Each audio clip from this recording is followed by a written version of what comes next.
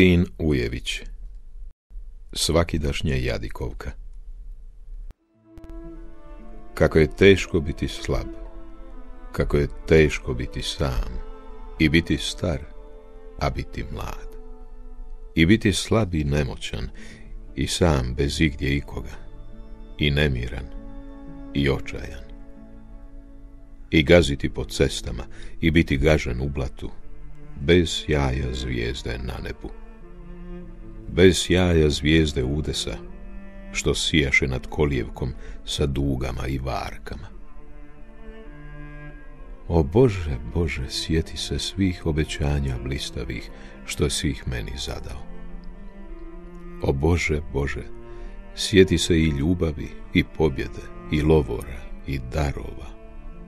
I znaj da sin tvoj putuje dolinom svijeta turobnom, po trnju i po kamenju, od nemila do nedraga, i noge su mu krvave, i srce mu je ranjeno, i kosti su mu umorne, i duša mu je žalosna, i on je sam i zapušten.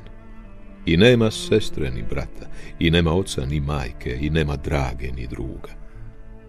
I nema nigdje nikoga do igle drača u srcu i plamena na rukama. I sam i samcat putuje pod zatvorenom plaveti pred zamračenom pučinom. I komu da se potuži, da njega nitko ne sluša, ni braća koja lutaju. O Bože, žeže tvoja riječ, i tjesno joj je u grlu, i željna je da zavapi, da besjeda je lomača, i dužan sam je viknuti ili ću glavnjom planuti. Pa nek sam krijes na brdima, pa nek sam dah u plamenu, kad nisam krik sa krovova. O Bože, tek da dovrši pečalno ovo lutanje pod svodom koji ne čuje.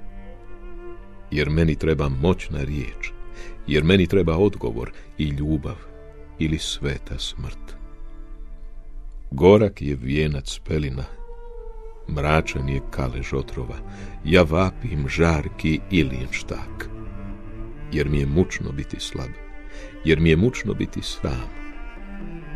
Kada bih mogao biti jak, kada bih mogao biti drag.